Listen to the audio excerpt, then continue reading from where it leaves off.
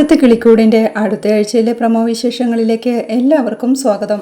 Video ആദ്യമായി കാണുകയാണെങ്കിൽ support ചെയ്ത് സബ്സ്ക്രൈബ് ചെയ്ത് ലൈക്ക് ചെയ്യാൻ മറക്കല്ലേ. ഓഫീസിലേക്ക് ഇറങ്ങിയ നിധിയെ ബസ് സ്റ്റോപ്പിൽ വെച്ച് അഖിലും കൂട്ടുകാരും ചേർന്ന് പരിഹസിച്ച് അപമാനിക്കുകയാ.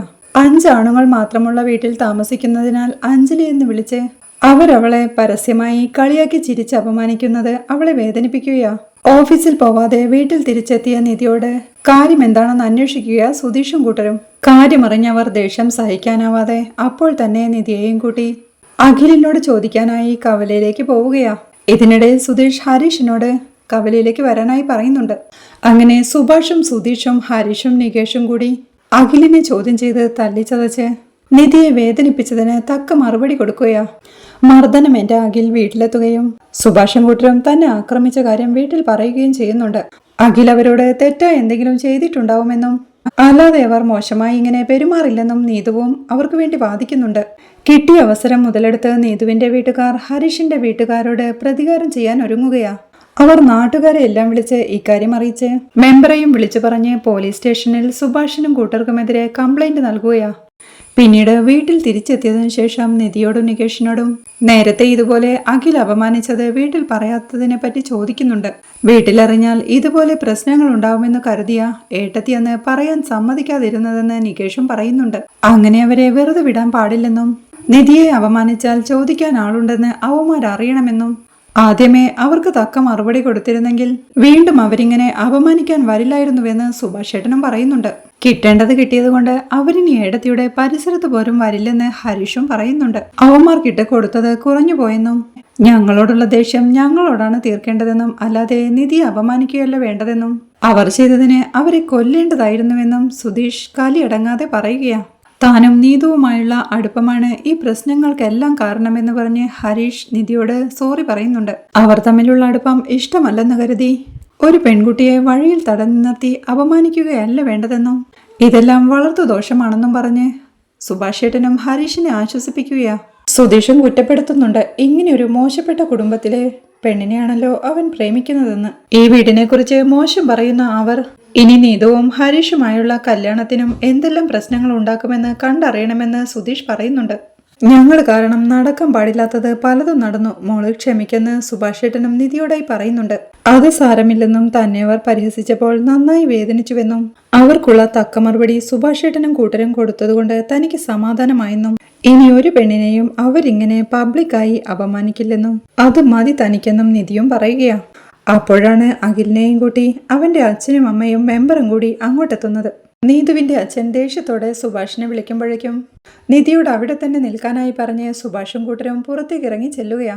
അഖിലിനെ മർദ്ദിച്ച് അവശനാക്കിയതിനെ കുറിച്ച് മെമ്പർ അവരെ ചോദ്യം ചെയ്യുമ്പോഴേക്കും ഭാസ്കരനും അങ്ങോട്ടെത്തുകയാ.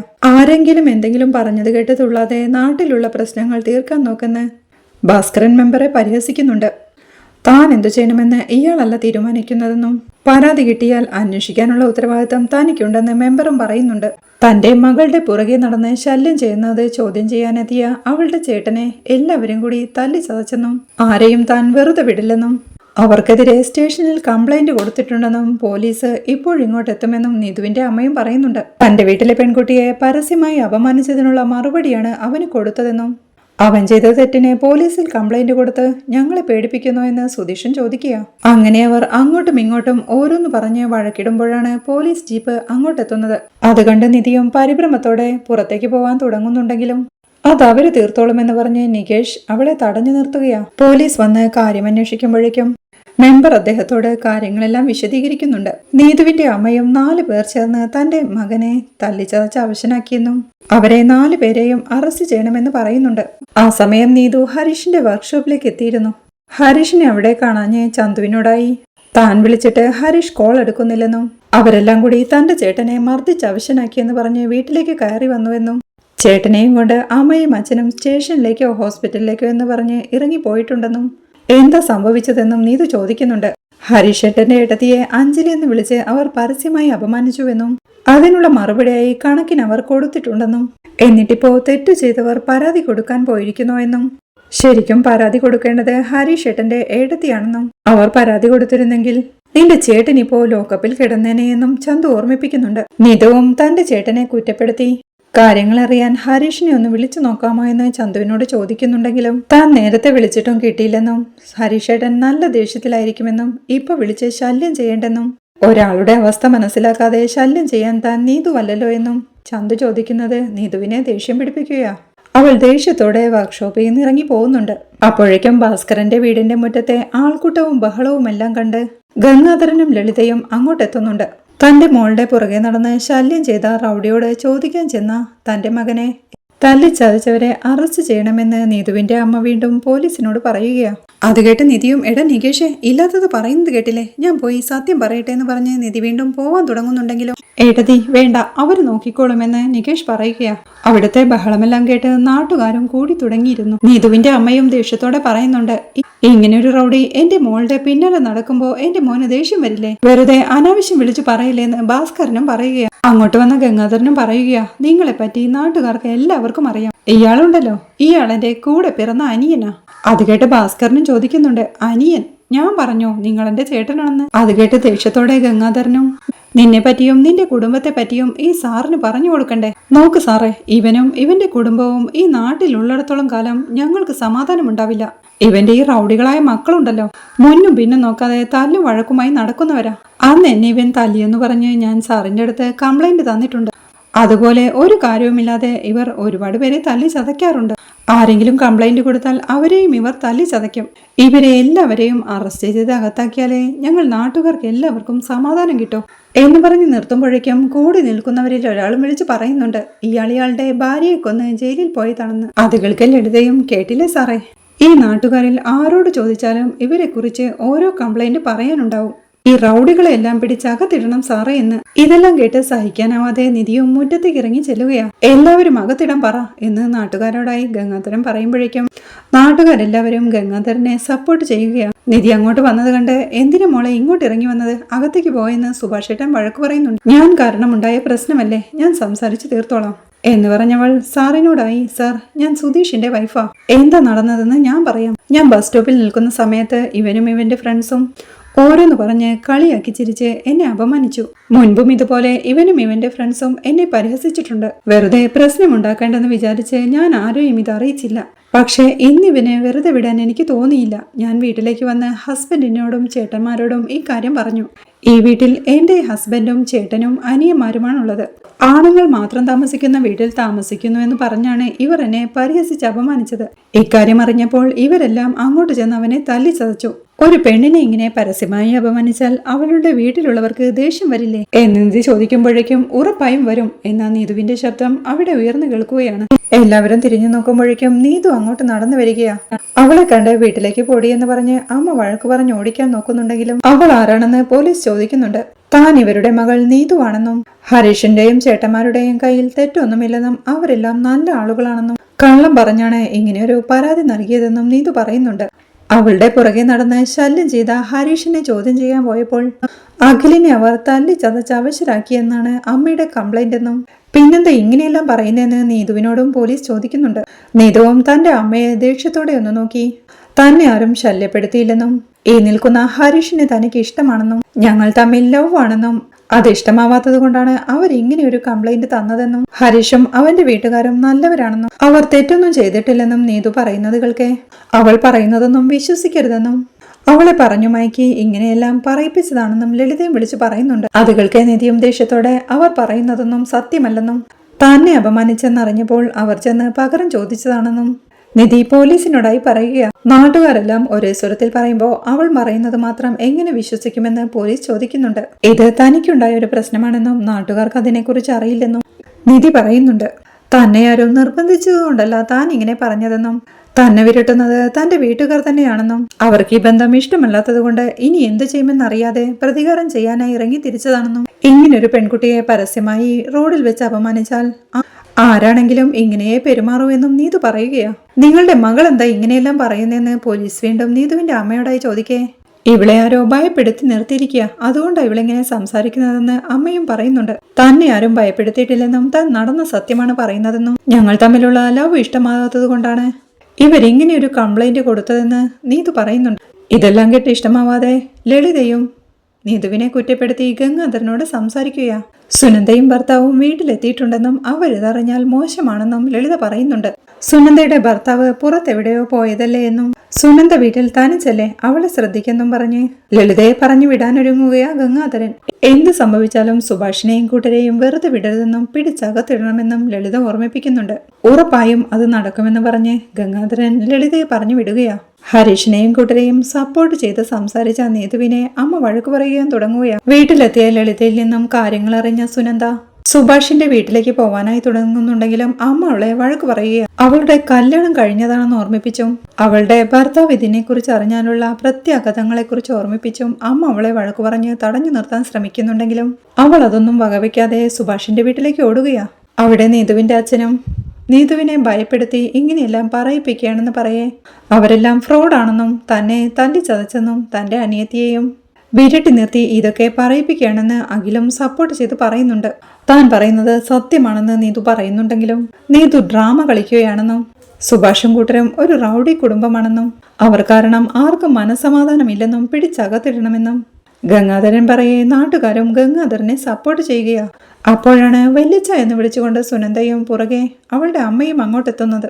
സുനന്ദ അങ്ങോട്ട് വന്ന് പോലീസിനോടായി തന്റെ പേര് സുനന്ദയാണെന്നും ഇത് തന്റെ ഭാസ്കരൻ മാമന്റെ വീടാണെന്നും ഭാസ്കരൻ മാമന്റെ അനിയത്തിയുടെ മകളാണ് താനെന്നും എന്റെ അമ്മയ്ക്കും ഗംഗാധരൻ മാമനും ഇവരെ ഇഷ്ടമല്ലെന്നും അതുകൊണ്ടാണ് ഇങ്ങനെ മോശമായി സംസാരിക്കുന്നതെന്നും താൻ കുട്ടിക്കാലം തൊട്ടേ ഈ വീട്ടിലേക്ക് വരാറുണ്ടായിരുന്നുവെന്നും തനിക്കിവിടെ മോശമായ ഒരു അനുഭവവും ഉണ്ടായിട്ടില്ലെന്നും ഇവിടെയുള്ളവരെല്ലാം നല്ല സ്നേഹമുള്ളവരാണെന്നും അമ്മയും മാമനുമെല്ലാം ഇവരെ പരിഹസിക്കുമെങ്കിലും ആ ദേഷ്യമൊന്നും ഇവർക്ക് തന്നോടുണ്ടാവാറില്ലെന്നും ഇവർ 4 പേരും നല്ലവരാണെന്നും ഇവർക്കെതിരെ ആരെങ്കിലും കംപ്ലൈന്റ് കൊടുത്തിട്ടുണ്ടെങ്കിൽ അവർ തന്നെയാവും തെറ്റ് ചെയ്തിട്ടുണ്ടാവുക എന്നും ഭാസ്കരൻ മാമന്റെ വീട് കൈക്കലാക്കണമെന്ന ഉദ്ദേശത്തോടെ അവരെ ഈ വീട്ടിൽ നിന്ന് ഇറക്കി വിടാൻ വേണ്ടിയ അവരെക്കുറിച്ച് മോശമായി തന്റെ അമ്മയും മാമനും സംസാരിക്കുന്നതെന്നും സുനന്ദ പറയുന്നുണ്ട്. നിധിയും പറയുന്നുണ്ട്, ഈ വീട്ടിലൊരു പെണ്ണ് വാഴില്ലെന്ന് നാട്ടുകാരെല്ലാവരും കുറ്റപ്പെടുത്തും.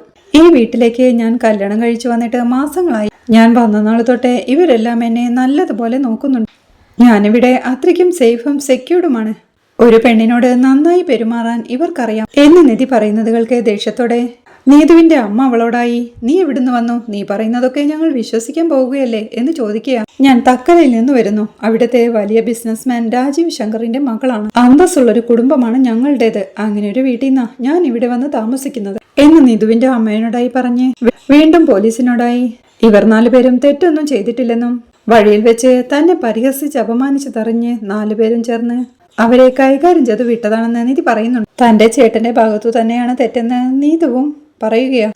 അങ്ങനെ നിധിയും നീതുവും സുനന്ദയും സുഭാഷിനും കൂട്ടർക്കും വേണ്ടി വാദിക്കുന്നത് കേൾക്കെ പോലീസും നീതുവിന്റെ അമ്മയോടായി പറയുന്നുണ്ട്, അവരുടെ കംപ്ലൈന്റിൽ ആക്ഷൻ എടുത്ത് കേസ് കോടതിയിലേക്ക് എത്തിയാൽ അവരുടെ മകളും കോടതിയിൽ കയറേണ്ടി വരുമെന്ന് പറയുന്നുണ്ട്.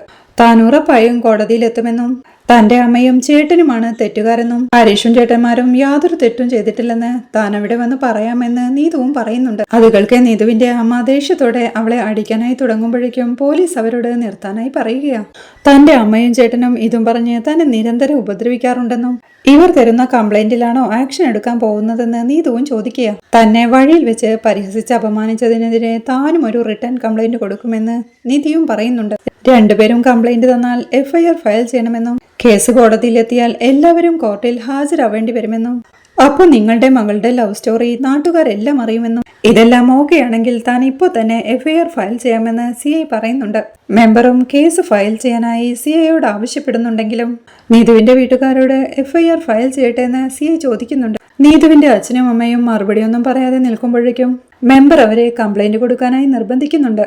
പക്ഷേ കോടതിയിലേക്ക് തന്നെ വിളിച്ചാൽ താൻ ഹരീഷിനും കുടുംബത്തിനും സപ്പോർട്ട് ചെയ്ത് മൊഴി നൽകുമെന്ന് നീതുവും പറയുകയാണ്. തന്റെ കുടുംബത്തെ സപ്പോർട്ട് ചെയ്യാത്ത നീതുവിനെതിരെ മെമ്പർ സംസാരിക്കുന്നുണ്ടെങ്കിലും തന്റെ ചേട്ടനാണ് തെറ്റു ചെയ്തതെന്നും പിടിച്ചകത്തിടേണ്ടതെന്നും നീതുവും പറയുന്നുണ്ട്. അവൾ പറയുന്നതൊന്നും കാര്യമായിട്ട് എടുക്കേണ്ടെന്നും ഒരു റിട്ടേൺ കംപ്ലൈന്റ് ഉടനെ കൊടുക്കെന്നും ബാക്കിയെല്ലാം താൻ നോക്കിക്കൊള്ളാമെന്നും മെമ്പർ നീതുവിന്റെ അമ്മയെ നിർബന്ധിക്കുന്നുണ്ടെങ്കിലും താനും ഉറപ്പായും കംപ്ലൈന്റ് കൊടുക്കുമെന്നും ഇവനെ അടിച്ചതിന് തന്റെ വീട്ടിലെ ആണുങ്ങൾ ജയിലിൽ പോവുകയാണെങ്കിൽ തന്നെ അപമാനിച്ച കുറ്റത്തിന് അവനും ജയിലിൽ പോവട്ടെ എന്ന് നിധിയും വാദിക്കുന്നുണ്ട്.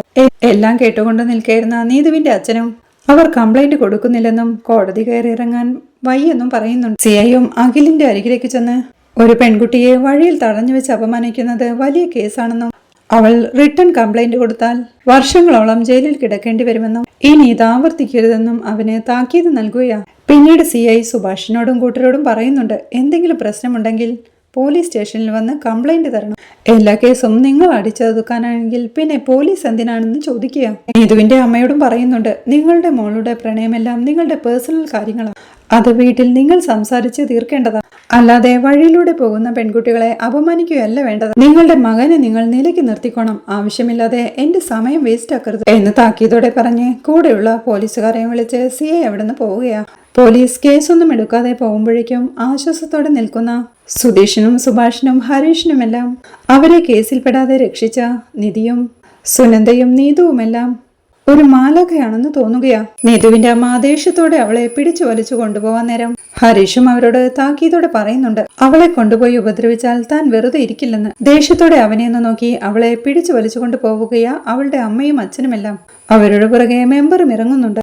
അമ്മ പിടിച്ചു വലിച്ചു കൊണ്ടുപോകുന്നതിനിടയിലും പ്രണയത്തോടെ ഹരീഷിനെ നോക്കി പുഞ്ചിരിച്ചുകൊണ്ട് പോവുകയാ നീതു. സുനന്ദയും സുഭാഷിനെ നോക്കി ചിരിയോടെ നിൽക്കുന്നത് കണ്ട് ലളിത അവളെ ദേഷ്യത്തോടെ പിടിച്ചു വലിച്ചുകൊണ്ട് പോകുന്നുണ്ട്. അവരുടെ പുറകെ ഗംഗാധരനും അവിടെ നിറങ്ങുകയാണ്. വീട്ടിലെത്തിയ സുനന്ദയെ സുഭാഷിനെയും കൂട്ടരെയും സപ്പോർട്ട് ചെയ്ത് സംസാരിച്ചതിന് അമ്മയും ഗംഗാധര മാമനും കൂടി വഴക്കു പറയുന്നുണ്ട്. നിധിയും കൂട്ടരും ആശ്വാസത്തോടെ ഹാളിൽ ഇരിക്കുമ്പോഴാണ് ഇനി നിധിയെ തനിച്ച് ഓഫീസിൽ വിടേണ്ടെന്നും നിധിയുടെ കൂടെ നമ്മളിൽ ആരെങ്കിലും ഒരാൾ ഒപ്പം പോകണമെന്നും സുഭാഷേട്ടൻ പരിഭ്രമത്തോടെ പറയുന്നത്. അതിന്റെ ആവശ്യം എന്താണെന്ന് നിധി ചോദിക്കേ, ഇത്ര വലിയ പ്രശ്നങ്ങൾ ഉണ്ടായിട്ടും നാട്ടുകാരൊരിക്കലും മാറാൻ പോകുന്നില്ലെന്നും അവരിനിയും നമ്മളെ കാണുമ്പോൾ വായിൽ വരുന്നതെല്ലാം മോശപ്പെട്ട രീതിയിൽ വിളിച്ചു പറയുമെന്നും അങ്ങോട്ട് ചെന്ന് അവരുടെ വായ അടപ്പിക്കാൻ കഴിയില്ലല്ലോ എന്നും അത് നമ്മളെയാണ് ബാധിക്കുകയെന്നും നമ്മളാണ് ശ്രദ്ധിക്കേണ്ടതെന്നും സുഭാഷേട്ടൻ പറയുന്നുണ്ട്. സുധീഷും അതിനെതിർത്ത് അങ്ങനെ ചെയ്താൽ അവരെ പേടിച്ചിട്ടാണ് നമ്മൾ അങ്ങനെ ചെയ്യുന്നതെന്ന് കരുതി അവർ വീണ്ടും ഓരോന്ന് പറയുമെന്നും നിധിക്ക് ഇൻഡിപെൻഡന്റ് ആയി ഇരിക്കാനാണ് ആഗ്രഹമെന്നും നാട്ടുകാരെന്തും പറഞ്ഞോട്ടെ, നിധിയുടെ ആഗ്രഹങ്ങളെ ഇല്ലാതാക്കണോ, അവൾ തനിച്ചു തന്നെ പോവട്ടെ എന്ന് സുധീഷും പറയുകയാണ്. സുഭാഷേട്ടൻ അത് സമ്മതിക്കുന്നില്ലെങ്കിലും സുധീഷ് വീണ്ടും അതിനെതിർത്ത് നാളെ മുതൽ നിധി തനിച്ചു തന്നെ പോവും. അവരുടെ സംസാരം നമ്മളെ ബാധിക്കില്ലെന്ന് അവർക്ക് നമ്മൾ കാണിച്ചു കൊടുക്കണം. ഇപ്പോൾ നടന്ന പ്രശ്നങ്ങൾ കൊണ്ട് തന്നെ അവരൊന്ന് ഒതുങ്ങിയിട്ടുണ്ട്. ഇനിയും എന്തെങ്കിലും പ്രശ്നങ്ങൾ ഉണ്ടാക്കാൻ വന്നാൽ ഞാൻ അത് കൈകാര്യം ചെയ്തോളാം. അവരെ പൊടിച്ച് നമ്മൾ നമ്മളെ തന്നെ മാറ്റുന്നത് എന്തിനാ? അവരെ പേടിച്ച് നമ്മൾ മാറുമെന്നറിഞ്ഞാൽ അവർ അവർക്കിഷ്ടമുള്ളതുപോലെ നമ്മളെ മാറ്റിക്കൊണ്ടേയിരിക്കും. അതിന് നമ്മൾ സമ്മതിക്കരുത്. നിധി എപ്പോഴത്തെയും പോലെ ഫ്രീ ആയി നടക്കട്ടെ. അവളുടെ കാര്യങ്ങളെല്ലാം തനിച്ച് ചെയ്യണമെന്ന് അവൾ ആഗ്രഹിക്കുന്നത്. അതിന് നമ്മൾ ആരും തടസ്സം നിൽക്കരുത് എന്ന് പറഞ്ഞ് നിധിയോടായി. തനിച്ചു പോകുന്നതിൽ നിധിക്ക് എന്തെങ്കിലും പ്രശ്നമുണ്ടോന്ന് സുധീഷ് ചോദിക്കുന്നുണ്ട്. തനിക്ക് ഒരു പ്രശ്നവുമില്ലെന്ന് നിധി പറയേ, അത്രയേ ഉള്ളൂ. അവൾ തനിച്ചു പോട്ടെ എന്ന് സുധീഷും പറയുകയാ. വീണ്ടും സുഭാഷേട്ടൻ അതിനെ എതിർത്ത് സംസാരിക്കാൻ തുടങ്ങുന്നുണ്ടെങ്കിലും സുധീഷേട്ടൻ പറഞ്ഞത് തന്നെയാ കറക്റ്റ്. എന്തെങ്കിലും പ്രശ്നമുണ്ടായാൽ നമ്മൾ ഇവിടെ ഉണ്ടല്ലോ, നമുക്ക് നോക്കാമെന്ന് ഹരീഷും സുധീഷിനെ സപ്പോർട്ട് ചെയ്യുകയാണ്. ഇപ്പോൾ തന്നെ അവർക്കൊരു പേടി ഉണ്ടായിട്ടുണ്ടാവുമെന്നും ഏടത്തിയെ ഇനി അവർ ശല്യം ചെയ്യാൻ വരില്ലെന്ന് നികേഷും പറയുന്നുണ്ട്. തങ്ങളെ എതിർത്ത് സുഭാഷിനെയും കൂട്ടരെയും സപ്പോർട്ട് ചെയ്ത് സംസാരിച്ച നീതുവിനെ അച്ഛനും അമ്മയും അഖിലും ചേർന്ന് ചോദ്യം ചെയ്ത് കുറ്റപ്പെടുത്തി തല്ലി ചതയ്ക്കുകയാ. ഇനി അവളെ ഹരീഷിനെ കാണാൻ സമ്മതിക്കില്ലെന്ന വാശിയോടെ അവരവളെ റൂമിൽ ലോക്ക് ചെയ്തിടുകയാ. പിന്നീട് രാത്രിയാവുമ്പോൾ ഉറങ്ങാൻ കിടക്കുന്ന സുധീഷിനോടായി തന്റെ കുടുംബത്തെ സപ്പോർട്ട് ചെയ്ത് സംസാരിച്ച നീതുവിനെ കുറിച്ച് അഭിമാനത്തോടെയും സന്തോഷത്തോടെയും ഹരീഷ് പറയുന്നുണ്ട്. അപ്പോഴാണ് വീട്ടിലേക്ക് പോയ നീതുവിനെ വിളിച്ച് അവിടെ എന്തെങ്കിലും പ്രശ്നമുണ്ടായോ എന്ന് അന്വേഷിച്ചോന്ന് സുധീഷ് ചോദിക്കുന്നത്. അതോർത്തുള്ള ടെൻഷനില്ല താനെന്നും ഹരീഷ് പറയെ അവളെ ഒന്ന് വിളിച്ചു നോക്കാമായിരുന്നില്ലെന്ന് സുധീഷ് ചോദിക്കുന്നുണ്ട്. അവളുടെ കയ്യിൽ മൊബൈൽ ഇല്ലെന്നും അതവളുടെ അമ്മ എറിഞ്ഞുടച്ചെന്നും ഹരീഷ് പറയുമ്പോഴാണ് അവന്റെ മൊബൈലിലേക്ക് ഒരു കോൾ വരുന്നത്. അൺനോൺ നമ്പറിൽ നിന്നുള്ള ആ കോൾ അവൻ അറ്റൻഡ് ചെയ്യുമ്പോഴേക്കും അപ്പുറത്ത് നീതുവായിരുന്നു. ഇത് തന്റെ അമ്മയുടെ നമ്പറാണെന്നും അമ്മ അറിയാതെയാണ് താൻ വിളിക്കുന്നതെന്നും എന്നു നീതു പറയേ, നീതുവിന് പ്രശ്നങ്ങളൊന്നും ഇല്ലല്ലോ എന്ന് ഹരീഷും ചോദിക്കുന്നുണ്ട്. നിങ്ങളെ സപ്പോർട്ട് ചെയ്ത് സംസാരിച്ചത് കൊണ്ട് വീട്ടിലാകെ വഴക്കും ബഹളവും അടിയും എല്ലാമായിരുന്നു. അതെല്ലാം കഴിഞ്ഞു. ഹരീഷ് അതോർത്ത് ടെൻഷൻ ആവരുത്, ഞാൻ സുഖമായിരിക്കുന്നു. അത് പറയാനായി ഇപ്പോ കോൾ ചെയ്തതെന്ന് നീതു പറയുക. എന്തെങ്കിലും പ്രശ്നങ്ങളുണ്ടെങ്കിൽ തന്നെ വിളിക്കണമെന്നും അവളെ വിളിക്കാൻ തനിക്ക് കഴിയില്ലല്ലോ എന്ന് അവളെക്കുറിച്ച് ഓർത്ത് ടെൻഷനോടെ ഇരിക്കുമ്പോഴാണ് കോൾ വന്നതെന്നും ഹരീഷും പറയുന്നുണ്ട്. തനിക്ക് കുഴപ്പമൊന്നുമില്ലെന്നും തനിക്ക് അധിക നേരം ഇങ്ങനെ സംസാരിക്കാൻ കഴിയില്ലെന്നും ഹരീഷ് നന്നായി ഉറങ്ങണമെന്നും ഈ നമ്പറിലേക്ക് ഇനി തിരിച്ചു വിളിക്കരുതെന്നും സമയം കിട്ടുമ്പോൾ താൻ അങ്ങോട്ട് വിളിക്കാമെന്നും പറഞ്ഞ് നീതു കോൾ വെക്കുകയാണ്. വീഡിയോ ഇഷ്ടമായാൽ സപ്പോർട്ട് ചെയ്ത് സബ്സ്ക്രൈബ് ചെയ്ത് ലൈക്ക് ചെയ്യാൻ മറക്കല്ലേ.